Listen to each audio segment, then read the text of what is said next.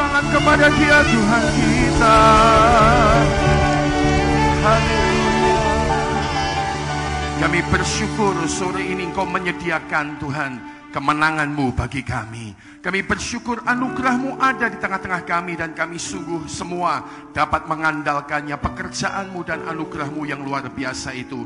Tuhan, sekarang kami siapkan hati kami, Tuhan, pikiran kami, untuk Engkau menjadikan hati dan pikiran kami tanah hati dan pikiran yang subur untuk setiap kebenaran firman Tuhan.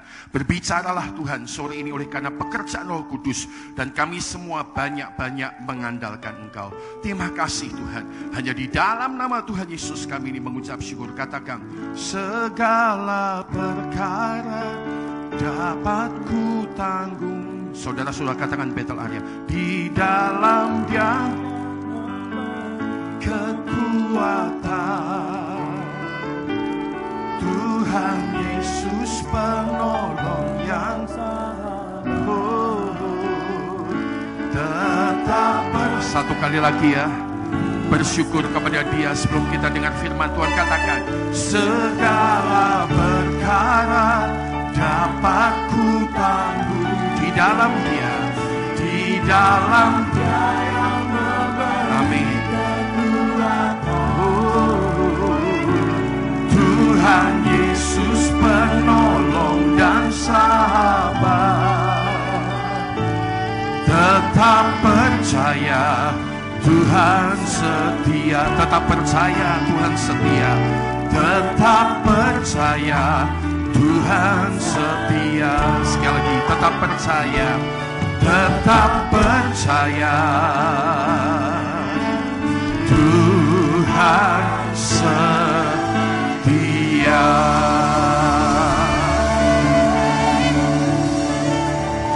Dalam nama Yesus kami berdoa bersama, kami katakan amin. Silakan duduk saudara sekalian. Ini kita tuntaskan belajar kita tentang bagaimana kita harus punya jiwa yang sehat. Dan hari ini kita belajar tentang musuh daripada jiwa yang sehat.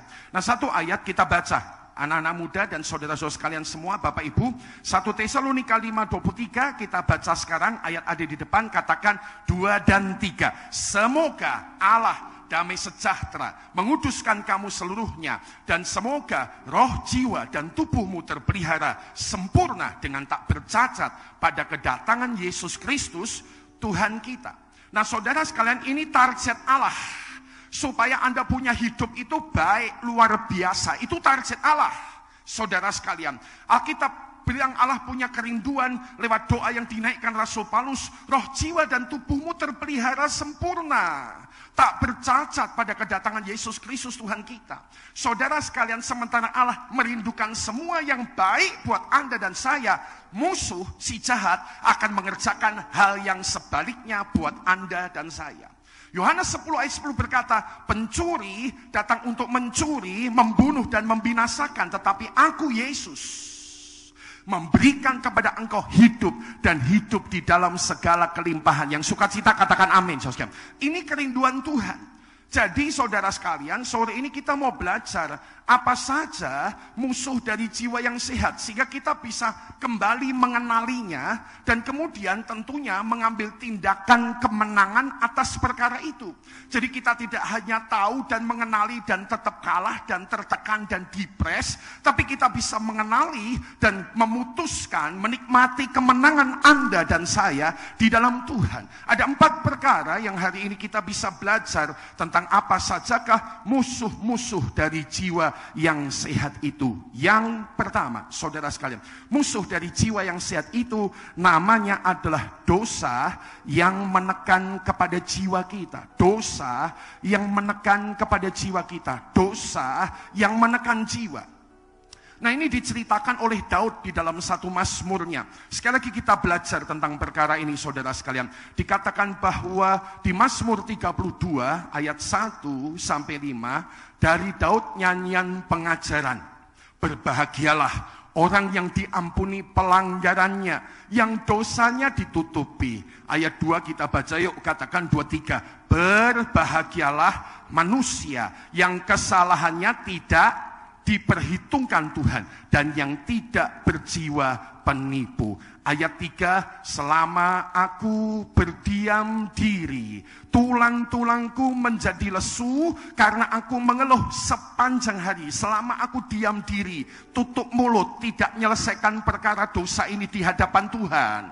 Ya, rasanya tulang-tulang jadi lesu, aku mengeluh sepanjang hari, siang malam rasanya ditekan dengan berat, sum-sum jadi kering. Saudara sekalian, lalu Daud mengambil keputusan menang atas perkara ini. Gimana caranya? Betel area sore, baca lagi yuk Bapak Ibu Saudara, katakan 2-3.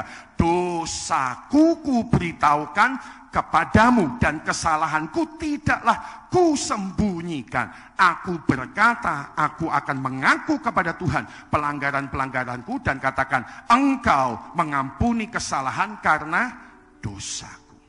Saudara sekalian, maka kita bisa menyimpulkan dengan sederhana dan jelas. Penjelasan dari Mazmur 32 ayat 1 sampai 5 nih. Apa toh yang terjadi? Saudara, maka kita bisa menyimpulkan ayat 1, ayat 2 itu bicara tentang pernyataan, statement dari Daud tentang sukacita orang yang diampuni dosanya. Makanya dia tadi berkata, berbahagialah orang yang diampuni pelanggarannya. Berbahagialah manusia yang kesalahannya tidak diperhitungkan Tuhan. Dia buat statement tentang perkara ini, saudara sekalian.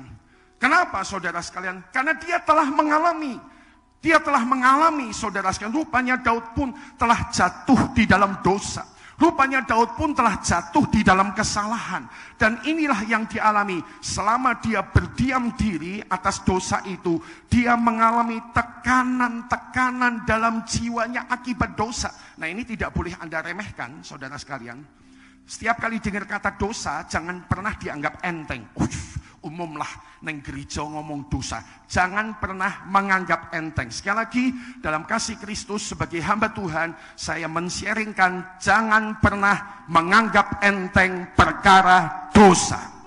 Gara-gara dosa inilah, maka ada kayu salib. Yesus naik ke atas kayu salib. Ini punya serius urusan, ya. Ini problem serius. Dosa tidak pernah seenteng yang Anda saya pikirkan. Memang kita semua melakukannya, tetapi bukan ini berarti sesuatu yang enteng punya. Ini serius punya. Untuk dosalah Yesus menyelesaikannya di kayu salib, sebab dosa itu punya efek yang sangat besar. Anda sama saya sering belajar tentang perkara ini, ya, efek-efek daripada dosa, bahkan sampai sakit penyakit masuk karena dosa, saudara. Dan ternyata dosa bisa menimbulkan tekanan jiwa. Saya telah ketemu beberapa orang-orang muda, bahkan orang-orang tua, yang dengan jujur mengakui dosa dan dia bilang, aku sudah gak kuat Pak Gideon, hatiku sudah tertekan. Padahal kalau menurut orang, dengar yang dia lakukan, ketok enak. Mohon maaf, bayangkan ada seorang laki-laki yang dia bilang sudah meniduri beberapa perempuan. Laki-laki yang masih seger, yang masih muda, ya dia mungkin public figure, perempuan-perempuan seneng kalau dia datang, semua giras, saudara. Lalu mohon maaf, dia bisa meniduri 1, 2, 3, beberapa di antaranya. Semua laki-laki di sini pasti punya pikiran, enak Pak Gideon tidur sama perempuan A, B, C. Tapi saya ketemu kok laki-laki itu. Laki-laki yang nangis di depan saya dan bilang, gak kuat Pak Gideon, saya gak bisa. Hatiku gak bisa. Hatiku gak bisa, doakan saya Pak. Saya mau lepas, saya mau bertobat. Saya sudah ketemu laki-laki yang karena judi menangis. Masih muda. 23 tahun. Banyak seumuran Anda. Yang sudah di depan saya, dia bilang gini, saya gak takut. Saya salah Pak Gideon, saya telah melakukan banyak kesalahan. Karena kepancing judi, saya tahu saya akan masuk penjara, saya tidak takut penjaranya. Saya itu sudah resah. Orang kayak gitu tuh sampai mau bunuh diri loh. Saking bingungnya, aku nggak tahu caranya mandek dari judi itu gimana. Tiap kali lihat kesempatan ya, tok-tokan pengennya langsung tok-tokan. Langsung bikin saudara sekalian sebuah pertaruhan dengan cepat. Saya ingat beberapa teman saya yang terikat judi itu dimulainya dari kecil-kecil. Duduk di meja makan, ngenteni, guyon-guyon, langsung tusuk giginya itu ya. Dia bilang, iki ganjil apa genep? Sing kalah bayari, dituang, dihitung bersama, ganjil genep, wah menang, kowe mbah bayari. Mulainya dari gitu-gitu terus. Nah, ada orang yang kemudian terikat sampai betul-betul nggak bisa lepas. Apa-apa tuh pengen dijudikan. Seorang teman saya, adik kelas SMP, mungkin meninggal usia 36 tahun. Tapi semua orang berkata, lebih baik dia mati. Lebih baik dia mati. Kenapa? Judinya udah nggak ketulungan. 36 tahun judinya udah nggak ketulungan. Datang ke rumah salah seorang teman SMP saya, dikasih sepatu. Sepatunya dijual, uangnya buat apa? Judi. Kasur istri sama anak tempat dia tidur, saudara, dia nggak betah. Kasurnya, anak istrinya lagi pergi, kasurnya dijual, uangnya buat judi, semua buat judi. Waktu dia mati, usia 36 tahun, di kota Salatiga ini, saya dengar ada orang bilang, mending dia mati Pak Gideon, mending dia mati, lebih baik dia mati. Dia nggak bisa lepas dari ikatan itu dalam hidupnya. Memang kalau nggak ditolong Tuhan Yesus, pasti nggak bisa. Saudara sekalian, tekanan dalam jiwa akibat dosa.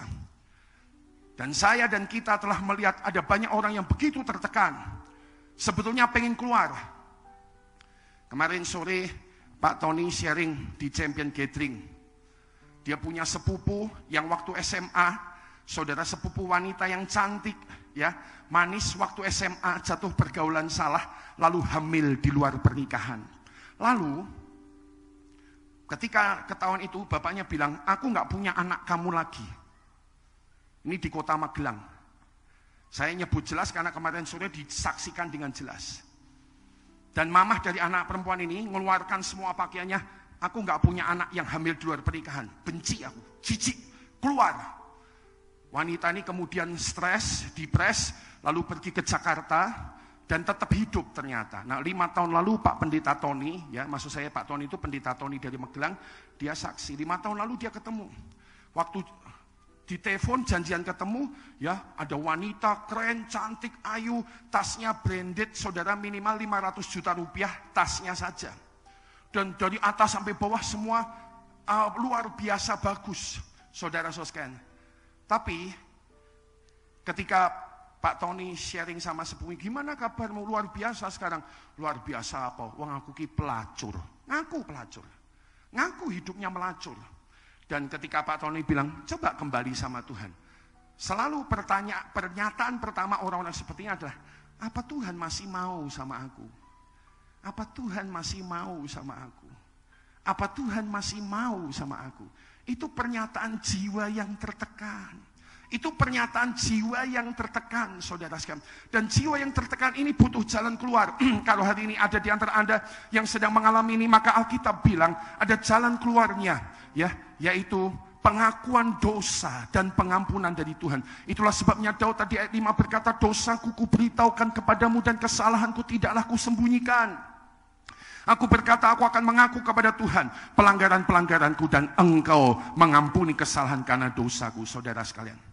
Makanya lagu itu betul, ya. Nada 3, ya. Betapa besar kasih pengampunanmu Tuhan. Yang ngerti sembah Tuhan katakan, tak kau pandang hina hati yang hancur. Berterima kasih. Ku berterima kasih Roh Kudus kepadamu ya Tuhan. Pengampunan yang kau beri, pengampunan yang kau beri, pengampunan yang kau beri. Sekali lagi naikkan dalam ucapan syukur, katakan, pulihkanku. Harus punya jalan keluar. Kalau jiwamu sedang tertekan, kamu punya jalan keluar cuma satu. Come to Jesus dan admit, mengakui semua.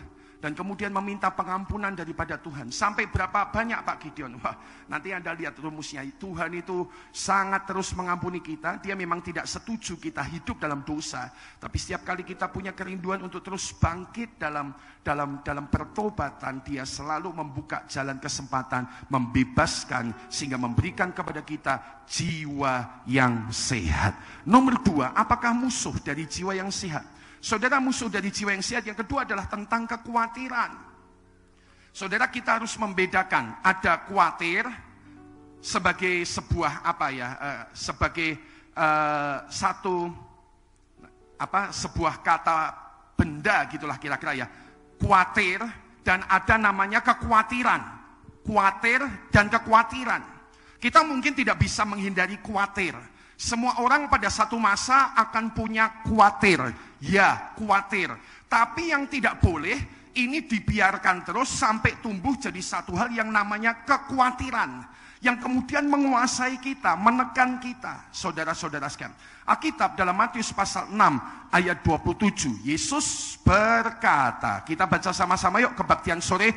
Katakan 2-3. Siapakah di antara kamu yang karena kekhawatirannya dapat menambahkan sehasta saja pada jalan hidupnya, ya. Tidak ada. Yesus bilang, siapa yang bisa nambahi umur hidupmu, ya. Dalam terjemahan yang lain, siapa yang bisa membuat apakah kekhawatiran akan menambahi umur hidupmu? Jawabnya tidak. Yesus ngomong kekhawatiran tidak memperpanjang umur kita sedikit pun, ya. Yesus ngomong kekhawatiran bahkan memperpendeknya, menguranginya, ya. Anda perlu belajar, ini mungkin agak sedikit psikologi tapi ini bagus. Anda nanti Google. Ketika Anda khawatir, saudara sekalian, hormon-hormon di tubuh itu juga kerja. Ya, seperti Anda belajar sama saya. Waktu Anda seneng, hormon serotoninnya kerja. Hormon serotoninnya keluar, lalu kerja, ngasih kita happiness, ngasih kita kegembiraan, ngasih kita kekuatan, ngasih kita ketabahan, serotonin. Tapi waktu Anda khawatir, hormon-hormon yang lain juga keluar. Saudara-saudara sekalian, menimbulkan seperti menggerogoti dari dalam. Asam lambung tiba-tiba naik. Beberapa orang mengalami namanya GERD, asam lambung naik. Ketika stres, asam lambungnya naik, saudara. Kenapa? Hormonnya kerja. Jadi tubuh kita itu menyesuaikan jiwamu itu loh. Jiwamu itu penting. Jadi kalau, ya sekarang kalau ada orang, loh enggak usah asam lambung. Anda yang penderita diabetes tahu, begitu kita khawatir, betul enggak? Diabetesnya, angkanya bisa naik 400 sampai 500. Satu kali ada jemaat tempat ini, wah, Pak ini ibu saya diabetesnya lagi naik 400-500. Kenapa? Khawatir. Saya enggak tanya lebih jauh khawatirnya apa, pokoknya khawatir diabetes bisa naik. Itu ilmunya, itu kebenarannya. Hormon-hormon negatif bisa langsung naik ketika kekhawatiran. Makanya Yesus bilang kekhawatiran tidak nambahi umur sama sekali. Malah menggerogoti, malah memperpendek, malah merusak dari dalam. Iya, tapi tidak memperbaiki apapun. Nah sore ini saudara sekalian, kita perlu mengenali musuh jiwa yang sehat satu ini. Dari mana ya kira-kira asalnya kekhawatiran itu datang? Dari mana kira-kira asal kekhawatiran itu datang, saudara sekalian? Anda mungkin bisa punya perkiraan yang cukup banyak, tapi saya sharing dua ini. Yang pertama, Alkitab tunjukkan bahwa asal dari kekhawatiran adalah dari dunia dan tipu daya yang bernama kekayaan. Ini sesuatu yang mungkin umum, saudara sekalian. Ketika mungkin, saudara sekalian ya, orang jobless, tidak punya pekerjaan. Ketika orang mungkin kekurangan keuangan, saudara sekalian. Ketika orang harus membayar kuliah yang banyak, tagihan telepon, listrik, rumah, saudara sekalian, semua sedang bertambah naik. Saudara sekalian, dunia dan tipu daya kekayaan bisa membangkitkan, saudara, elemen atau hal kekhawatiran ini dalam hidup Anda. Seperti kata Yesus dalam perumpamaan seorang penabur, dikatakan bahwa penabur ini menaburkan di tengah semak duri. Itu contoh artinya ialah ada orang yang mendengar firman Tuhan itu, lalu kekhawatiran dunia ini, kekhawatiran yang datang dari dunia ini, dan tipu daya kekayaan. Menimbulkan kekhawatiran, maksudnya menghimpit firman itu sehingga tidak berbuah dalam hidup orang-orang itu. Walaupun dengar firman Tuhan, walaupun pergi ke gereja. Ini makanya saya dorong ya khususnya anak-anak muda. Kalau yang tua-tua seperti saya tuh 30, 40, 50 kalau dengar firman Tuhan sudah lebih stabil. Tapi kalau anak-anak muda mungkin masih ada pengen main-main, ngomong-ngomong sama teman, saudara sekalian. Jadi memang kita perlu kasih perhatian dengan cara-cara kita mendengar firman Tuhan supaya firman Tuhan tidak gugur. Salah satu gugurnya firman Tuhan adalah ketika firman Tuhan ditaburkan, orang itu mendengarnya, orang itu menangkapnya, tapi kekhawatiran dunia ini dan tipu daya kekayaan menghimpit firman sehingga tidak berbuah. Nah, saya coba cek apa artinya kekhawatiran dunia.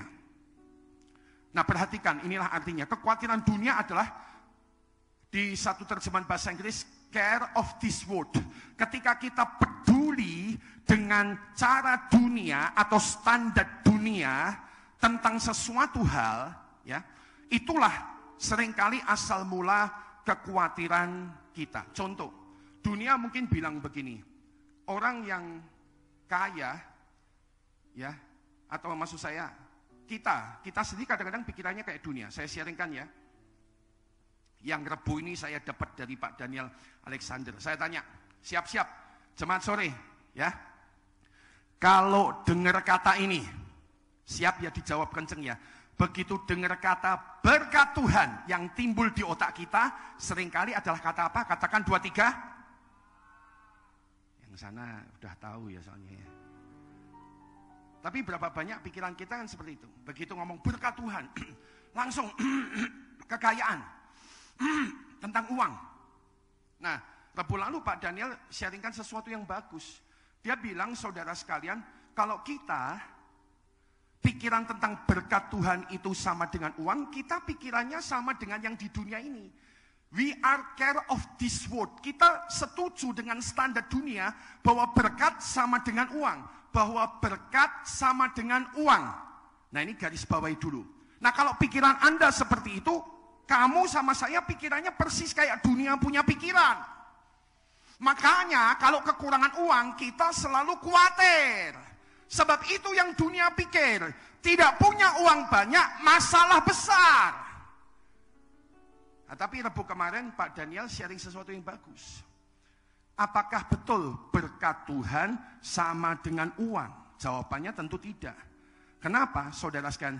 Karena faktanya orang punya banyak uang di dunia, faktanya tidak perlu takut sama Tuhan. Betul enggak? Tiongkok, Cina, negara kaya takut akan Tuhan apa tidak? Enggak. Komunis. Orang-orang kaya yang ada daftar namanya di Indonesia, beberapa kelompok orang paling kaya di Indonesia, coba baca. Orang-orang kaya itu orang-orang takut akan Tuhan apa tidak? Jawabnya 2, 3. Tidak. Jadi ternyata untuk kaya tidak mesti takut akan Tuhan. Maka berkat Tuhan sama dengan kekayaan ini bisa dicoret. Lalu apa itu berkat Tuhan? Nah ini, siap-siap ya. Berkat Tuhan itu adalah, perhatikan, segala sesuatu yang tidak bisa dibeli pakai duit. Itulah berkat Tuhan. Coba mikir, Anda bisa beli kasur paling mewah karena kamu punya duit, oke? Tapi kamu tidak bisa beli namanya tidur nyenyak. Betul enggak, saudara? Kamu bisa beli dokter terbaik, bayar dokter terbaik, tapi kamu tidak bisa beli yang namanya kesehatan. Satu kali Pak Tony Subiantono lagi. Pak Tony itu pendeta, ya, rekan kita yang sering kesini ya. Dia bilang satu kali dia diajak pergi ke Jakarta, nginjili seorang pemilik rumah sakit. Dan ketika dia dan temannya duduk di depan pemilik rumah sakit besar di Jakarta itu, pemilik rumah sakit itu langsung menghina. Dia geret lacinya, seret, uangnya banyak. Lah kalau uang sebanyak gini, apa saya perlu Tuhan? Dia ketawa-ketawa, dengar sharingnya Pak Tony, dihina, sengaja dihina, khusus. Ya, sengaja. Kalau duit saya begini, apa saya perlu Tuhan? Tutup lacinya, Pak Tony dan temannya pulang. Tapi beberapa tahun lalu, kemudian orang itu kemudian sakit, dan dia kemudian sudah mengunjungi berbagai negara. Singapura, Belanda, China, saudara sekalian Jerman, teknologi-teknologi terbaik kesehatan. Saudara mengunjungi ke negara-negara itu untuk check up, untuk berobat karena sakit parah. Dan tepat menjelang hari-hari di mana dia sudah titik paling kritis, dia panggil hamba Tuhan ini dan Pak Tony lagi. Lalu dia membuat pengakuan, saya salah. Saya telah mendewakan uang saya ini. Dan disitulah titik pertobatan dia, saudara sekalian. Faktanya seperti itu. Bahwa kita bisa beli fasilitas kesehatan mewah, tapi kita nggak bisa beli namanya kesehatan itu. Kita bisa beli, saudara sekalian, mungkin liburan nyaman, tapi kita nggak bisa beli namanya ayam tentrem, hati yang tenang. Kita bisa beli security terbaik, bayar security terbaik, tapi tidak menjamin ketenangan jiwa. Saudara, maka berkat Tuhan itu apa? Segala yang tidak bisa dibeli dengan uang kita, itulah berkat daripada Tuhan. Nah, kenapa ini penting? Kembali kepada firman Tuhan. Kita seringkali care of this world, peduli dengan standarnya dunia, satu ide dengan standarnya dunia. Padahal Roma 12 ayat 2, janganlah kamu menjadi serupa dengan dunia ini. Jangan jadi serupa dengan dunia ini. Berubahlah oleh pembaharuan akal budimu. Nah, saudara sekalian, ketika kita punya peduli dengan cara dunia atau standar dunia, apalagi kita mengalami namanya tipu daya kekayaan. Saya coba cari terjemahnya dalam bahasa Indonesia sehari-hari. Apa tahu yang dimaksud tipu daya kekayaan? Dengarkan. Tipu daya kekayaan sama dengan khawatir tentang hidup mereka dan ingin hidup mewah. Wah, itu tipu daya kekayaan. Anak-anak muda pengen cepat kaya. Saudara sekalian, memang kelihatannya keren ya. Saya sekarang juga baru tahu ada YouTuber kayak Atta Halilintar bisa beli mobil mewah, motor mewah. Kelihatannya enak ya. Cuma ngoceh-ngoceh di video, tahu-tahu dapat duit ya. Mestinya aku ya untuk duit ya nengin ngono ya jane. Kan oke ngoceh ya, betul ya. Tapi saya nggak pernah kepikir sih ke YouTube untuk cari duit ya. Kalau untuk membagikan Injil Kristus, iya. Kalau punya orang kesempatan mendengar lebih banyak firman Tuhan, oke ya. Beberapa orang bilang coba di live streaming, mungkin ke depan boleh disiapkan ya, saudara-saudara sekalian. Tapi saudara sekalian, ternyata hidup itu nggak seperti itu. Anda mungkin melihat enak, tapi nyatanya kita udah lihat orang-orang yang bunuh diri karena mereka tetap kena kekhawatiran. Dunia dan tipu daya kekayaan adalah asal daripada kekhawatiran. Yang ketiga, saudara sekalian, yang berikutnya asal kekhawatiran, pikiran negatif. Pikiran negatif, ya saya ada beberapa yang agak panjang saya sharingkan. Pikiran negatif. Saudara, ketika merenungkan ini saya sadar bahwa demikian. Kira-kira kalau boleh sharing, ada 3 macam bentuk pikiran yang di hidup kita. 1, pikiran negatif. Pikiran negatif itu adalah sebuah pikiran yang selalu tertuju kepada sisi-sisi negatif, sisi-sisi yang merusak, sisi-sisi yang menakutkan, sisi-sisi yang mengkhawatirkan, sisi-sisi yang akan membuat kita rasanya tambah stres ketika itu dipikirkan. Tapi 2, saya belajar ada yang namanya pikiran waspada. Nah, ini yang menurut saya penting untuk dibagikan.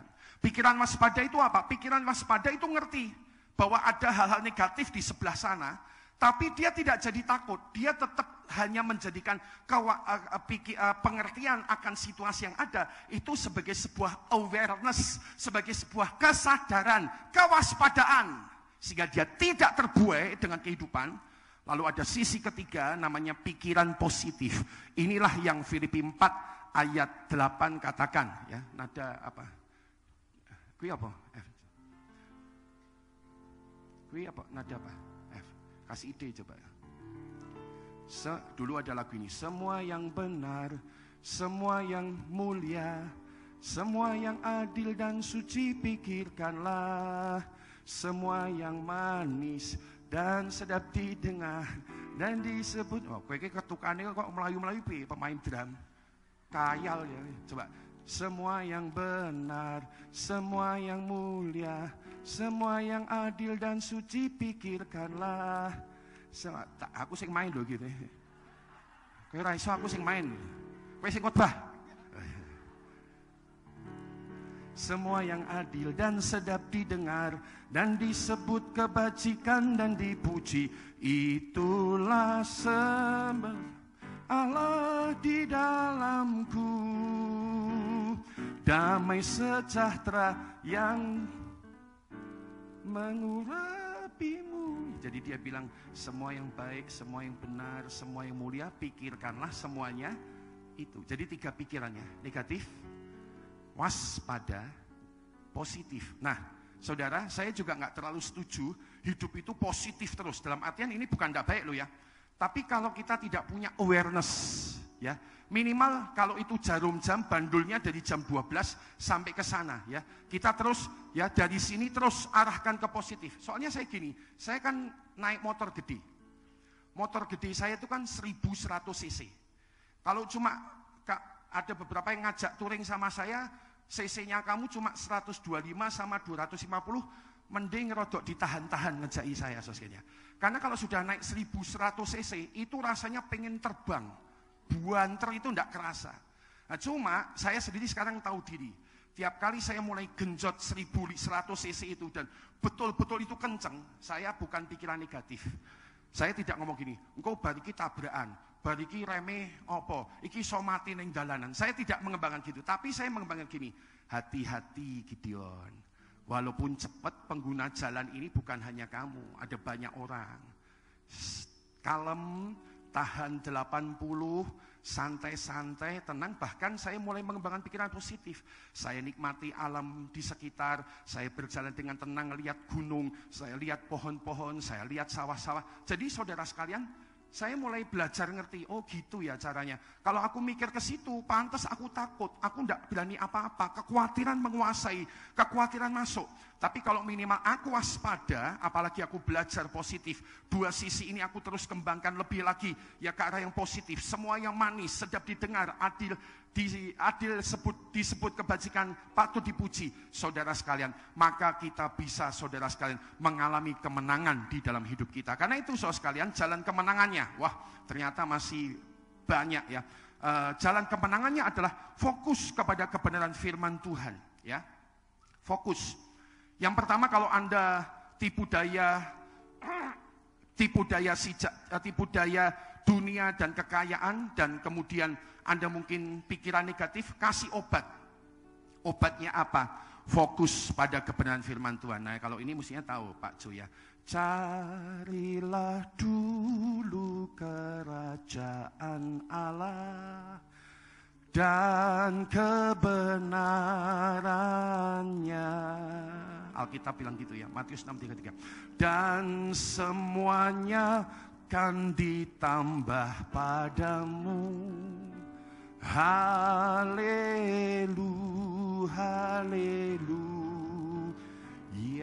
Jadi saudara sekalian, pikiran kita harus dikasih obat. Cure, obatnya apa? Fokus kepada kebenaran Tuhan, fokus kepada firman Tuhan, saudara, sehingga Anda punya kekuatan mengatasi pikiran yang negatif itu. Yang kedua, saudara sekalian, prinsip mempercayakan kepada Tuhan. Prinsip mempercayakan kepada Tuhan, itu kata yang saya pakai, Anda bisa pakai kata apapun ya. Mungkin prinsip penyerahan diri seperti kata Matius 6 ayat 34. Yuk kita baca bersama-sama ayat ini, katakan 2-3. Sebab itu janganlah kamu khawatir akan hari besok. Katakan yuk, karena hari besok mempunyai kesusahannya sendiri. Kesusahan sehari cukuplah untuk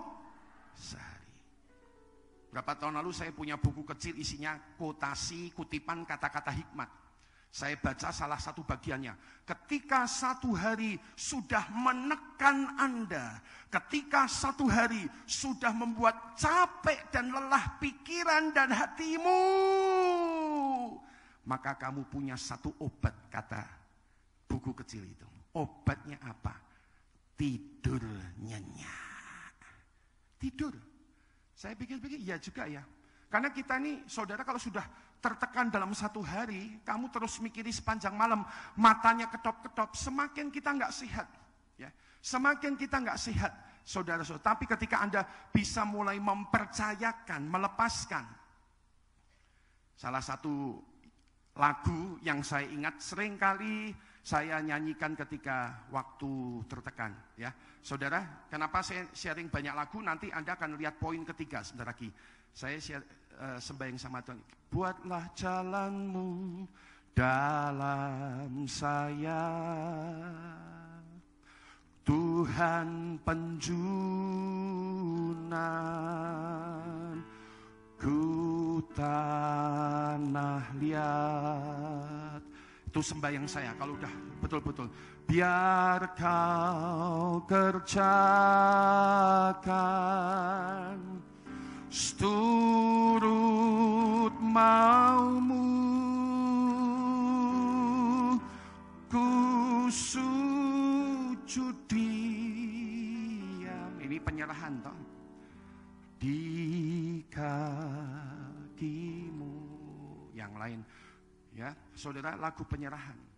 Sudah nyerah, doa, tidur, pulas, besok pagi bangun biasanya lebih segar. Kasih Tuhan tak berkesudahan, tak habis-habisnya rahmatnya. Hatinya udah segar, bisa nyembah Tuhan. Selalu baru setiap pagi, baru setiap pagi, besar setiamu Tuhan, besar setiamu. Jadi lihat, musuh jiwa kedua namanya kekhawatiran. Nomor 3, musuh jiwa yang sehat ketiga namanya, Anda lihat tahu, ketakutan. Ingat sekali lagi, ada takut, ada ketakutan, ada takut, ada ketakutan. Takut, sometimes kita akan mengalami, kita tidak bisa menghindar. Tapi jangan pernah izinkan takut berkembang menjadi ketakutan, sebuah hal yang bekerja secara terus-menerus dalam hidup Anda dan hidup saya. Alkitab 2 Timotius berkata demikian, sebab Allah memberikan kepada kita bukan roh ketakutan, melainkan roh yang membangkitkan kekuatan, membangkitkan kasih, membangkitkan ketertiban. Jadi jemaat sore Bethel Area, kalau ketakutan melanda hidup kita, itu pasti bukan Allah. Karena Allah, Alkitab bilang, memberi kepada kita bukan roh ketakutan. Kalau ada kekuatan, kasih, ketertiban, itu Allah, roh Allah. Tapi begitu ketakutan, itu sesuatu yang bukan Allah. Siapa itu? Kemungkinan besar itu adalah musuh kita yang mengintimidasi kehidupan kita. Karena asal ketakutan, saudara sekalian, kita langsung belajar. Asal ketakutan, Alkitab menunjukkan, ini sesuatu yang ingin saya bagikan secara khusus ya. Ini yang mungkin menyebabkan saya dari tadi nyanyi-nyanyi. Anda mungkin tanya, iki pendeta nyanyi-nyanyi. Apa atau nyanyi-nyanyi? Ini bukan nyanyi-nyanyi. Tak kasih tahu rahasia yang pengen saya bagi di poin ketiga ini. Asal dari ketakutan adalah intimidasi musuh. Ini kita bisa belajar dari kisah orang Israel ya, dalam pertarungan Daud vs Goliat. Pula kata orang Filistin itu, 1 Samuel 17 ayat 10. Aku menantang hari ini barisan Israel, berikanlah kepadaku seorang supaya kami berperang seorang lawan seorang. Ketika Saul dan segenap orang Israel mendengar perkataan orang Filistin itu, maka baca bersama yuk, katakan 2-3, cemaslah hati mereka dan sangat ketakutan. Jadi ini prinsipnya gini, Goliat maju 40 hari kata Alkitab, sehari 2 kali, pagi sama sore, nantang orang Israel. Ya, aku menantang kamu. Ini ngomongnya mesti lebih keras, lebih garang. Ya, ngenyeknya luar biasa. Ya, berikanlah kepadaku seorang supaya kami berperang seorang lawan seorang. Ya, hari pertama mungkin masih sopan, hari kedua mungkin, ini mohon maaf ya, kalau dibuat adegan zaman sekarang, hei, telo orang maju-maju, maju po, pengecut. Ya, Goliat udah mungkin gayanya udah santai, udah luar biasa. 40 hari loh, teriak, 40 hari nantang, 40 hari nekan. Nah perhatikan, ini berkat yang saya dapat minggu ini, saya bagikan buat Anda. Dengar baik-baik. Hal pertama ketika intimidasi musuh bekerja di hidup kita, dia akan mencuri, perhatikan, suara kita, our voice. Lihat Alkitab nanti baca. Ketika 40 hari ditantang sama Goliat, untuk 40 hari di perkemahan orang Israel tidak ada suara yang kenceng nantang balik sama Goliat. Semua orang cuma taunya kusuk-kusuk, kasak-kusuk, ngomong pelan-pelan. Kowe wae maju, enake aku mati yo kowe wae to. Ya, mungkin cuma seperti itu aja. Tapi nggak ada yang berani voice-nya kuat. Nggak ada voice yang kuat, tidak ada suara yang kuat. Ketika ya ini saya lihat minggu ini dari pendeta Ron Carpenter dan saya diingatkan Tuhan. Hal pertama yang dicuri ketika musuh intimidate kita, our voice. Our voice. Makanya nggak heran ya, kamu kalau lagi punya masalah toh, ketakutan minimal, datang ke gereja, diajak nyanyi, biasanya gimana? Mingkem bae. Orang ngerti bahwa lagi sedih, tutup mulut, betul enggak? Lagi bete, nggak enak, pemimpin pujian, cah-cah nom, lompat-lompat. Orang ngerti, susah. Sesuk bayar utang ki lho. Tagihane sesuk urung bayar. Lungguh wae pujian ini. Tambah mingkem kita, betul enggak? Tambah diem. When enemy intimidate us, the first thing they took from us is our voice. Ingat prinsip ini. Hal pertama ketika musuh intimidasi kita, hal pertama yang akan dia ambil adalah our voice. Kemampuan kita mengeluarkan suara, suara pujian, suara sorakan, suara teriakan, suara gembira. Nah, kita cek dulu yang kedua. Apa asal ketakutan? Yang kedua adalah pikiran-pikiran yang tidak terdisiplin. Pikiran-pikiran yang liar dan berkembang negatif. Multimedia boleh siapkan bilangan pasal 13 ya. Ayat 31. Jadi pikiran tidak terdisiplin. Contohnya siapa? Contohnya 10 pengintai Kanaan. Ngelihat Kanaan, ngelihat musuh, mungkin takut gak apa-apa. Tapi jangan sampai perhatikan, pikirannya liar, berkembang negatif. Kok kamu bisa bilang gitu Pak Gideon? Baca. Tetapi orang-orang yang pergi ke Kanaan bersama-sama dengan dia, Yosua dan Kaleb ini 10 pengintai bilang, kita tidak dapat maju menyerang bangsa itu karena mereka lebih kuat daripada kita. Sampai sini dalam tanda kutip, quote on quote, it's okay lah, takut. Lihat musuh takut itu oke lah, mungkin masih bisa gitu. Tapi masalahnya pikiran mereka di-developing, dikembangkan liar. Nggak dikontrol sama sekali. Tahu dari mana? Next. 32 bilang begini ya, 32 bilangan 13:32 dikatakan juga mereka menyampaikan kepada orang Israel, garis bawah ini, kabar busuk tentang negeri yang diintai mereka dengan berkata, negeri yang telah kami lalui untuk diintai adalah suatu negeri yang kanibal, memakan penduduknya. Apa betul? Enggak ada fakta kanibal di sana, saudara sekalian.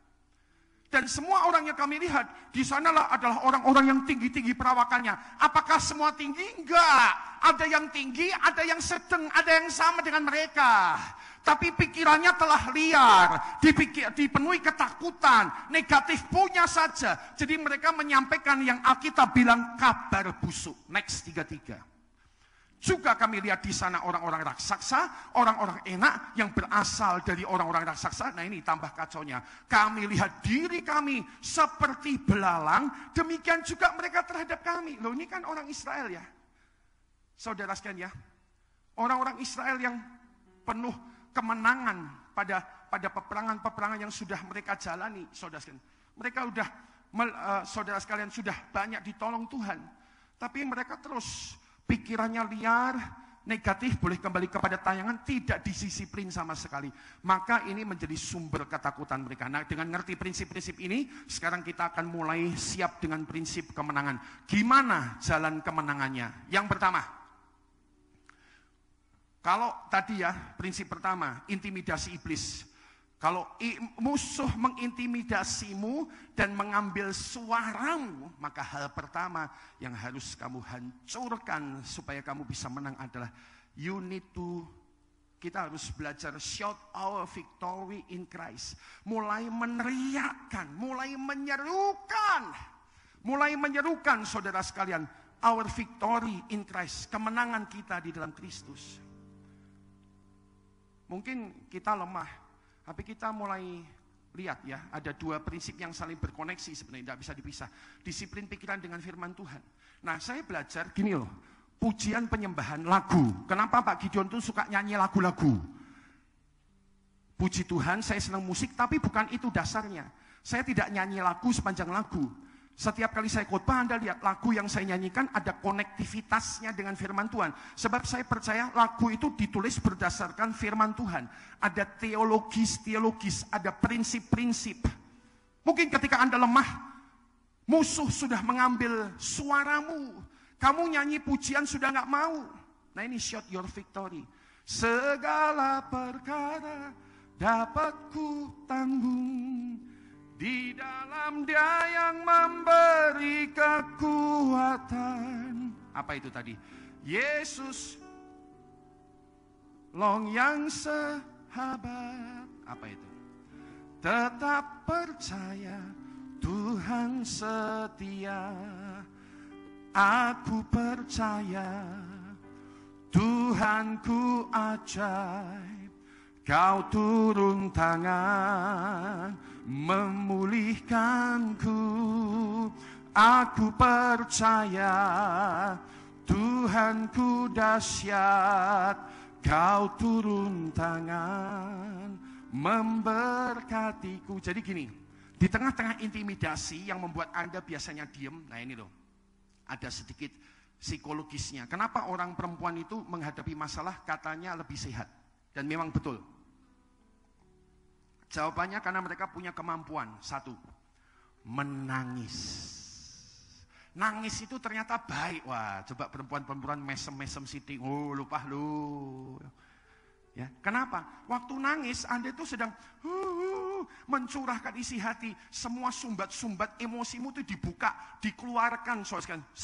Sedang dikeluarkan semua tekanan-tekanan yang ada bersama dengan air mata, saudara sekalian. Hormonnya ya, bersama dengan air mata, saudara sekalian, air hidung, air mulut, semua keluar itu bagus. Ya, keluar ya, lalu selesai Anda lego. Nah, orang laki, halo orang laki, kamu kan kayak saya ya, saya kan orang laki ya. Masa gua apa sih? Orang laki itu kalau punya masalah biasanya meneng. Betul ya? Diem. Matanya mendeleng. Wajahnya jadi kereng.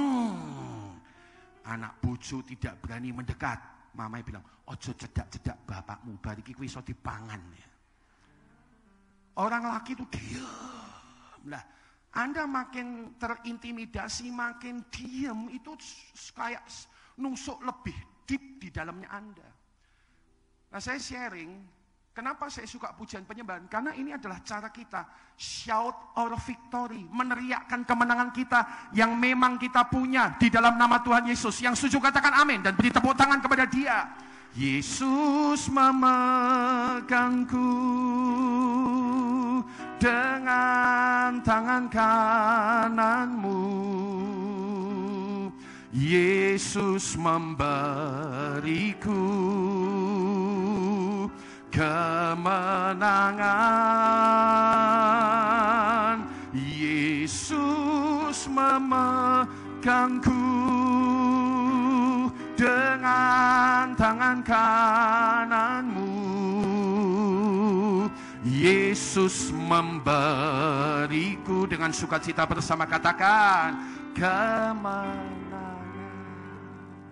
Jadi tak kasih tahu ya, kalau kamu di battle area, kamu harus belajar namanya kuasa pujian penyembahan. Ini bukan cuma nyanyi-nyanyi, apalagi beberapa orang yang datang terlambat. Cek nyanyi-nyanyi, telat baik. Dalam kasih Kristus aku bilang bertobat toh. Serius. Kenapa kita puji-pujian? Karena kita tahu di situ ada kuasa Tuhan. Yang ngerti katakan amin.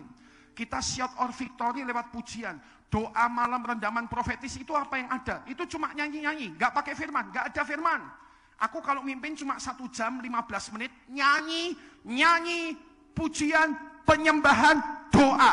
Pujian, penyembahan, doa dari tahun 2007. Dari tahun 2007, bukan 1-2 tahun ini. Dari 2007, waktu buka doa rendaman profetis Jumat, keputusan saya oleh tuntunan Roh Kudus adalah isinya cuma pujian, penyembahan, doa, pujian, penyembahan, doa, pujian, penyembahan, doa. Dah itu toh. Karena saya belajar, we need to shout our victory. Ini prinsipnya sebenarnya penting ya.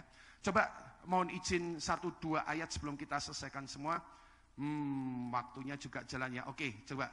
Mazmur 42 ayat 5 ya, versi Bible ayat 5. Ya, Mazmur 42 ayat 5.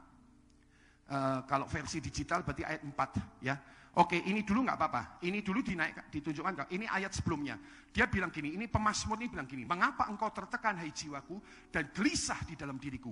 Berharaplah kepada Allah, sebab aku akan bersyukur lagi kepadanya, penolongku dan Allahku. Jadi dari ayat ini ayat satu ayat sebelum ayat yang akan saya bacakan, kita tahu ini pemazmur sedang tertekan, sedang gelisah, sedang bermasalah. Yang ngerti sampai sini katakan amin. Satu ayat di atasnya. Next. Dikatakan ya, ayat di atasnya, ayat 4. Inilah yang hendak ku ingat. Jadi sementara dia gelisah, ini yang dia kerjakan. Inilah yang hendak ku ingat. Sementara jiwaku gundah gulana. Bagaimana aku berjalan maju dalam kepadatan manusia, mendahului mereka, melangkah ke rumah Allah dengan apa? Suara sorak-sorai dan nyanyian syukur dalam keramaian orang-orang yang mengadakan perayaan. Halo, ini yang seringkali kita salah. Seringkali kita susah malah kita tutup mulut. Seringkali kita susah malah kita mingkem. Seringkali kita susah malah kita tidak bersuara. Tertekan. Tapi ini loh orang tertekan yang benar. Justru malah masuk rumah Allah, suara sorak-sorai, nyanyian syukur, karena dia tahu dia bisa punya kekuatan baru dan kemenangan dari Tuhan lewat meneriakkan kemenangannya di dalam Yesus. Oke, poin keempat paling terakhir untuk sore ini, cuma beberapa menit saja. Kepahitan yang dipendam itu adalah musuh dari jiwa yang sehat. Itulah sebabnya Efesus pasal 4 ayat 31 berkata, saudara sekalian, kita baca bersama ayat terakhir, katakan 2-3. Segala kepahitan, kegeraman, kemarahan, pertikaian, dan fitnah hendaklah dibuang daripadamu, demikian pula segala kejahatan. Kenapa disuruh buang? Nggak ada pentingnya buat jiwa. Semakin Anda taruh di hidupmu, semakin kau pikirkan, Anda dan saya tahu akibatnya. Jiwa kita mendayu-dayu, jiwa kita tertekan, jiwa kita perih, jiwa kita sakit. Nah, akhirnya ada orang-orang yang sakitnya itu malah senang ya, tambah dipikirin sehingga tambah sakit, tambah nelongso. Itu kalau di Facebook, mungkin dikomeni gini, sehat Bapak, katanya. Artinya sakit jiwa itu. Udah tahu sakit malah dipikiri terus, sakit jiwa. Makanya pemusik dan tim pujian siapkan diri, obatnya itu melepas pengampunan. Ya, pengampunan itu selalu jadi obat bagi jiwa yang sedang pahit, ya. Saudara sekalian, seperti kata Yesus, datanglah Petrus berkata kepada Yesus, Tuhan, sampai berapa kali aku harus mengampuni saudaraku jika ia berbuat dosa terhadap aku? Sampai 7 kali kah? Yesus bilang, bukan, aku berkata kepadamu, bukan sampai 7 kali, melainkan sampai 70 kali 7 kali. Salah satu tafsiran berkata 70 kali 7 kali artinya 70 kali 70 kali 70 kali 70 kali sampai 7 kali. Artinya satu angka, number yang tidak terbatas, angka yang sangat tinggi, saudara sekalian. Artinya Anda didorong Yesus untuk terus melepaskan pengampunan. Dengar baik-baik, bukan buat kepentingan orang yang menyakiti. Orang yang menyakiti itu tidak penting, dalam artian dia punya urusan sendiri dengan Tuhan. Tapi hari ini Tuhan mau supaya jiwamu sehat bersama dengan Tuhan. Yang ngerti katakan amin. Karena jiwa yang sehat adalah asal dari semua yang baik dalam hidup Anda dan hidup saya. Mengakhiri firman Tuhan hari ini, kenali dan kalahkan musuh daripada jiwa yang sehat, jiwa yang baik. Dan saudara sekalian, biarlah Anda mengalami terus sukacita kemenangan yang berasal daripada Tuhan. Segala perkara dapat ku tanggung di dalam Dia yang memberi kekuatan. Tuhan Yesus menolong dan sahabat. Tetap percaya, Tuhan setia. Kita bangkit berdiri bersama dan akhiri ibadah kita dalam kebaikan daripada Tuhan. Penolong yang selalu setia,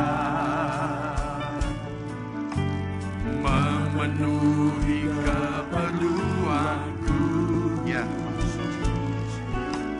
tak pernah Dia mengecewakan. Yesusku tak pernah. Mari sukacita katakan, segala perkara